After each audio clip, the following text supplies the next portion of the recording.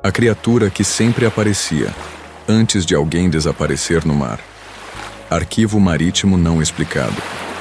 Em portos geograficamente separados por milhares de quilômetros de oceano, em épocas diferentes atravessando décadas, marinheiros que nunca se conheceram pessoalmente, que nunca trocaram histórias, que não tinham absolutamente nenhum contato entre si, descreveram independentemente a mesma coisa perturbadora. Uma presença indefinida no mar. Algo que aparecia silenciosamente. Algo que observava, e algo que era visto consistentemente pouco antes de alguém desaparecer sem explicação. Não era ataque violento. Não era naufrágio imediato e dramático. Não era colisão ou tempestade. Era algo muito mais psicologicamente inquietante. Era aviso. Era presságio. Era sinal de que algo terrível estava prestes a acontecer. E o detalhe mais profundamente perturbador: o padrão que só foi percebido quando alguém finalmente compilou relatos dispersos de diferentes continentes. Quando a criatura, ou o que quer que fosse, era vista por uma tripulação, alguém daquela embarcação invariavelmente não voltava. Bem-vindo de volta ao Marinheiro Insone, onde investigamos padrões ocultos em arquivos marítimos históricos. Hoje você vai conhecer um fenômeno que desafia a explicação, precisamente porque nunca foi diretamente responsável por nenhuma morte, mas que aparece consistentemente conectado a desaparecimentos ao longo de séculos. Se você busca entender como o oceano pode avisar de formas que não compreendemos, deixe seu like agora e se inscreva no canal, porque toda semana exploramos mistérios onde a linha entre coincidência e causalidade se dissolve de formas aterrorizantes. Durante séculos incontáveis, o oceano foi palco natural de lendas exageradas sobre monstros marinhos impossíveis e criaturas mitológicas que atacavam navios. A vasta maioria dessas histórias fantásticas nasceu do medo humano natural do desconhecido, da imaginação hiperativa de homens isolados, ou do exagero proposital para impressionar ouvintes em tavernas portuárias. Mas este caso específico é categoricamente diferente de mitologia marítima tradicional. Aqui não estamos falando de um único relato isolado e questionável de um marinheiro bêbado. Não estamos discutindo lenda passada oralmente por gerações até perder qualquer conexão com realidade. Estamos falando de relatos documentados independentemente, registrados em diários de bordo oficiais arquivados, reportados em portos completamente diferentes e distantes, por pessoas que comprovadamente não tinham contato entre si, em épocas distintas atravessando mais de um século, relatos que não deveriam se conectar, mas que apresentam um padrão perturbadoramente consistente. O padrão verdadeiramente inquietante só foi percebido, retrospectivamente, décadas depois, quando um pesquisador de história marítima começou a compilar e cruzar registros dispersos de desaparecimentos inexplicados no mar. E então, a correlação impossível de ignorar emergiu dos dados, sempre exatamente da mesma forma cronológica. Primeiro, o avistamento de algo indefinido, algo que testemunhas lutavam para descrever adequadamente. Depois, invariavelmente, dias ou semanas mais tarde, o desaparecimento, às vezes da embarcação inteira, às vezes de membros específicos da tripulação, mas sempre o desaparecimento. No final do século XIX e início do século XX, registros informais preservados de capitães experientes em diários de bordo pessoais mencionam repetidamente algo visualmente estranho nas águas. Não ataques violentos, não colisões com objetos submersos, não tempestades repentinas. Apenas observações breves e perturbadoras que não se encaixavam em categorias conhecidas. Algo visivelmente grande acompanhou o navio por aproximadamente 15 minutos durante o amanhecer, escreveu um capitão norueguês em 1893. Movia-se logo abaixo da superfície da água, criando perturbação visível mas controlada. Não atacou, não se aproximou diretamente. Apenas esteve ali, paralelo ao nosso curso, e depois submergiu e desapareceu. Esses relatos curiosamente similares surgem independentemente em registros de portos da Noruega gelada, do norte da Espanha temperado, do litoral tropical do Brasil e até do remoto Pacífico Sul. Localizações geograficamente tão distantes que compartilhamento cultural de histórias seria praticamente impossível, especialmente considerando que muitos desses registros permaneceram em arquivos privados por décadas. As descrições apresentam elementos consistentes que não deveriam se repetir se fossem puramente imaginação ou mal interpretação de fenômenos naturais diferentes. Testemunhas independentes descreviam um corpo longo demais para corresponder a qualquer espécie marinha catalogada. Movimento descrito consistentemente como silencioso, deliberado, quase consciente em sua qualidade. Aparições sempre curtas, quase discretas, como se a criatura ou fenômeno estivesse intencionalmente evitando observação prolongada. E detalhe temporal específico que se repete, quase sempre avistadas ao amanhecer ou ao entardecer, durante períodos de transição de luz quando visibilidade está mudando e olhos humanos estão menos confiáveis. Inicialmente, essas observações eram anotadas em diários como mera curiosidade natural, algo incomum visto durante viagem de rotina. Não havia alarme, não havia medo explícito, apenas registro de anomalia observada. Até que dias ou semanas após os avistamentos documentados, algo invariavelmente acontecia. Algo que transformava retrospectivamente aquela observação curiosa em presságio aterrorizante. Embarcações que haviam reportado os avistamentos desapareciam completamente. Algumas sem deixar destroços flutuantes identificáveis. Outras eram encontradas à deriva semanas depois, completamente vazias de tripulação sem sinais de luta ou violência. Outras jamais foram localizadas, simplesmente desvanecendo do registro histórico como se nunca tivessem existido. O aspecto mais profundamente inquietante desse padrão é que nenhum relatório oficial de investigação jamais apontou a criatura avistada como causa direta dos desaparecimentos subsequentes. Não havia evidência física de ataque. Não havia marcas de dentes ou garras em destroços recuperados.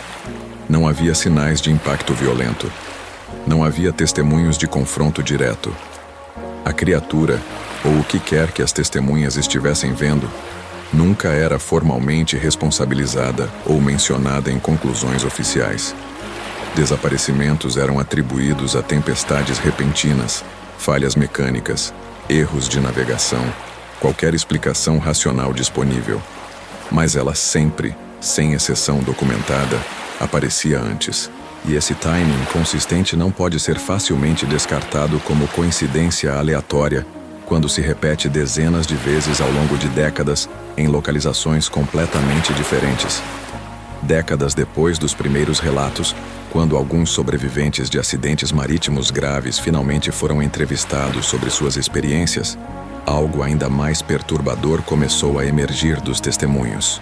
Pescadores que deliberadamente abandonaram o mar como profissão, recusando-se a retornar mesmo enfrentando dificuldades econômicas, afirmaram com convicção inabalável: "Eu vi algo naquela noite específica e instantaneamente soube, com certeza que não posso explicar racionalmente, que não devia seguir.